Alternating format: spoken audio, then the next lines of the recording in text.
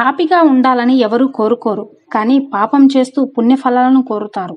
పాపం చేయాలని లేకపోయినా ఏదో నన్ను పాపం చేయిస్తుంది, అది ఏమిటి అని అర్జునుడు శ్రీకృష్ణ భగవానుడిని అడుగుతాడు. అదేనయ్యా, అదే కోరిక. ఒకటి కోరుకోవటం కోరిక వలనే. కోరిక తీర్చుకోవడం కోసం ధర్మాధర్మాలను విచారించకుండా అడ్డదారులు తొక్కుతారు. అయితే తాను పొందదలుచుకున్నది పొందిన తరువాత తృప్తి ఉందా? లేదు. అగ్నిలో నేతిని పోస్తే అది చల్లారుతుందా? లేదు. కనుక ఒక కోరిక తీరిన తర్వాత మరొక కోరిక జడలు విప్పుతుంది. అయితే మనం కోరుకున్న మొదటి కోరిక తీర్చుకోవాలని ప్రయత్నం చెయ్యకపోతే సరిపోతుంది కదా? ప్రశ్న.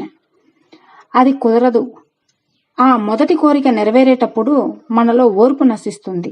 బంతిని గోడకేసి ఎంత గట్టిగా కొడితే తిరిగి రావటం లేదా? తీరని కోరిక వల్ల కోపతాపాలు మొదలవుతాయనేది సందేశం. కనుక పాప పనులు చేయకుండా ఉండాలంటే కోరికలు అదుపులో ఉంచుకోవటమే. ఏది ధర్మమో, దేన్ని ధర్మపరంగా తీర్చుకోగలము అదే కోరుకోవాలి. కానీ పనులు లేకుండా ఒక్క క్షణం కూర్చోలేము. శరీరం పని చేయకపోయినా మనసు కోరికల చుట్టూ తిరుగుతూ ఉంది. ఏ పని, ఏ ఆలోచన లేకుండా ఉండటం కష్టం. మనసు నిలకడగా ఉంచటం ఎవరి వల్ల సాధ్యం కాదని ఎందరో మహానుభావులు, మహాస్వాములు అన్నారు. అయితే ఎట్లా ఈ సమస్యకు పరిష్కారం ఉంది. ఆ పని చేసేటప్పుడు కేవలం మన సౌకర్యం కోసం కాకుండా చుట్టూ ఉన్న సంఘానికి మేలు చేసే పనులలో నిమగ్నం కావటం పరిష్కారం.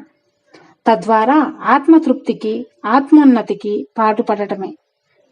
అట్టి విశాలమైన భావన ఏర్పడినప్పుడు కేవలం సంకుచితమైన స్వార్థభావం క్రమక్రమంగా ముడుచుకొని పోతుంది.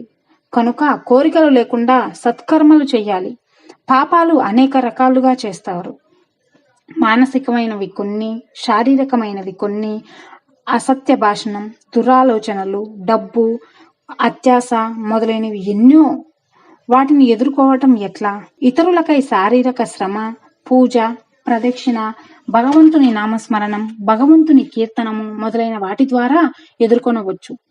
నామజపం వల్ల పుణ్యం మాకు తిరిగలేదు, దీని సంపాదనకే సరిపోతుంది అంటే ఎలా? అశాశ్వతమైన ఈ శరీరం శాశ్వతమని తలంచి ఎదుటి వారిని బాధ పెట్టుట, డబ్బు మీద వ్యామోహం, ప్రతి ఒక్కరిని దూషించుట మాని వీలు ఉన్నప్పుడల్లా భగవంతుని నామం స్మరించవచ్చు. ప్రయాణాలలో, నడుచుచున్నప్పుడు, ఇంటిలో పనులు చేసుకున్నప్పుడు కూడా భగవంతుని నామం స్మరించవచ్చు. స్వామి విశ్రాంతి తీసుకునేది మన మనసులలోనే. ఆ మనసు శుభ్రం చేసుకుని అక్కడ కూర్చోబెట్టుకోండి, శాంతి లభిస్తుంది. ఈ విధంగా ప్రతిరోజు 5 నిమిషాలు చేసి చూడండి. ఈ మాత్రం సమయాన్ని కేటాయించడంలో అలసత్వాన్ని చూపించకండి. ప్రళయం వచ్చినా ఆ అలవాటు మానకండి. అది ప్రళయంలోనూ మిమ్మల్ని రక్షిస్తుంది. డబ్బును స్వప్రయోజనాలకు వాడకండి. దాన ధర్మాలను చేసుకోవచ్చు. పాపము చేయటానికి 2 మార్గములు ఉన్నాయి.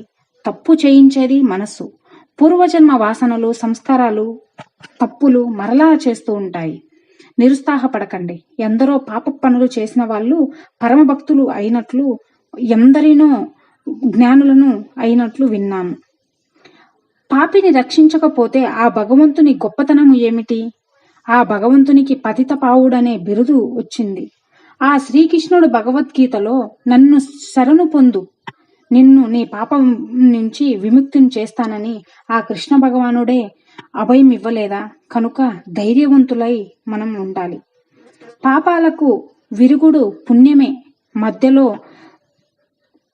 తొందర ఆలోచన వద్దు. ఆ భగవంతుని పట్ల నమ్మకంతో ధార్మిక కృత్యాలను చేస్తున్న కొద్దీ ఆ భగవంతుడు మనపై అనుగ్రహం తోడై సమస్యలు తొలగిపోతాయి. ఓం నమో భగవతి వాసుదేవాయ.